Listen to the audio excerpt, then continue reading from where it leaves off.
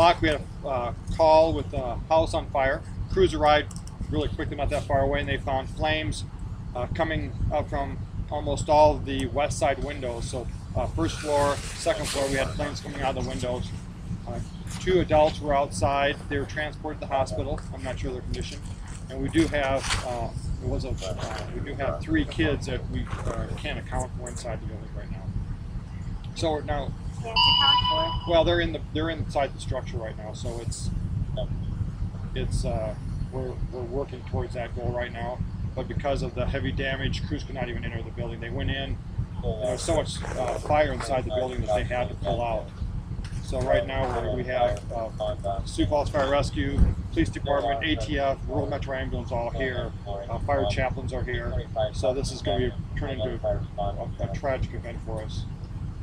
Do you know the ages of the kids at all? I don't know anything about that. What's the likelihood of them still being alive? I couldn't tell you. Right now there's extensive damage to the home. Okay, so let me just get this straight. So 2 adults, they're taken to the hospital. 3 kids are unaccounted for, still inside the structure. Correct. Correct. Okay. Do you have anything about other ages? I have nothing. Do you know possibly how the fire got started? I know nothing. I don't know. We do have our inspectors here. They've been here right from the beginning. We do have ATF here. ATF's always here for any type of a major fire like this, and they don't know anything right now either because of the amount of damage that we do. You can still see we are still quite a bit of water here. So we have our assistant fire marshals are here. Everyone's here. It's just because of the amount of damage and how fast this fire started at the beginning. We just don't know where it started, how it started. We probably won't know that for quite some time yet. How enormously frustrating is it for your crews to go into something like that and have to back out knowing you're it's when our crews enter this, when they come, they're expecting to be aggressive, and we teach them to be very aggressive. So when they're already behind the power curve with the amount of heat and fire that they faced, it's very frustrating, and that's why we have we already have our fire chaplains here. We have employee assistants to be contacted because they can't do anything. It's a pretty helpless feeling when you're here and you're trying to get in to save people. Did you make the call on that, or what's the methodology For what? For either sending them in or bringing them out? It's going to depend on, we actually have, when we have a fire, we have an incident commander here running the fire, and they'll be looking at everything from the structural safety of the building to say, do we have to worry about a collapse, the heat, the fire, and all those other instances to say that we can't progress. And in some cases, once the temperature's get up so high, you physically can't go inside because you can't get in. It's just too hot. And is that the case here? Was it heat that? It was the heat that pushed our firefighters out. Did the parents say anything when they came out? I don't know if they were parents.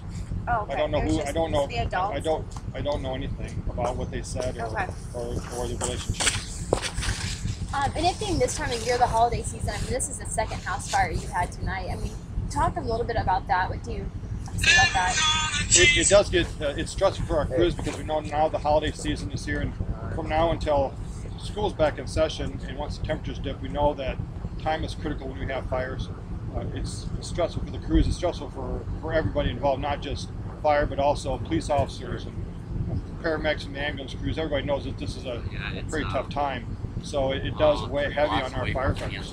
And you see our firefighters, and you got to realize they're the ones that are really trying to get into this whole, these situations to save people, and sometimes they can't do it, and it's tough. How many units responded? We had almost most of Sioux Falls here. I couldn't tell you the exact number, but pretty much most of the eastern stations were here.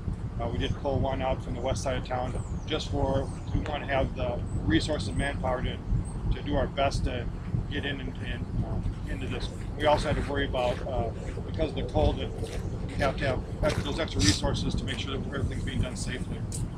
So we had a lot of people here. I just can't tell the number right now. Who all, I mean, I see the police is here. I saw animal control blocking off streets over there. I mean, who all responded to this? Initially, in any fire call, it's a fire department, police department, ambulance will come, depending on the nature of the fire, the structure of the fire, to stand by. So Rural Metro Ambulance was here. Our fire inspectors were here. Fire marshals were here. We have the Red Cross is here. The Red Cross works with our people and the families. So they're for relocation and because of so much damage.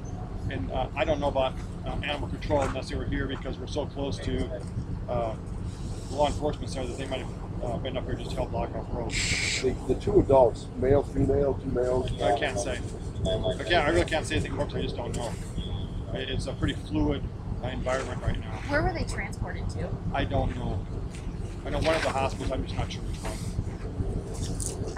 As of now, what are firefighters doing? Is there still flames in there? Are you having there's chemicals still peeling out? Or right now you can see the amount of damage we have. There's still flames, so they want to try and get as much fire out so they can go in.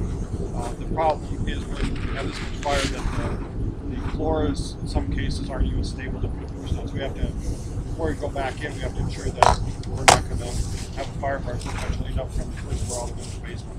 So we have to look at those things now to integrity of the building. Were any of your guys hurt or not?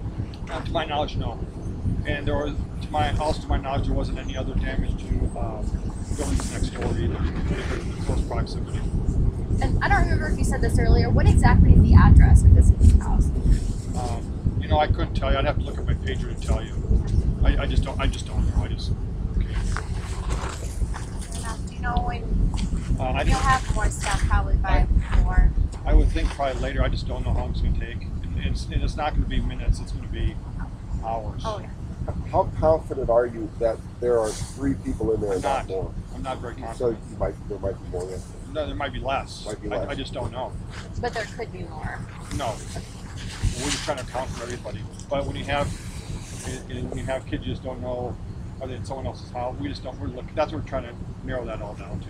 And you're working off information provided by either of the victims or Pretty much by the. I'm assuming by the victims. In my vehicle.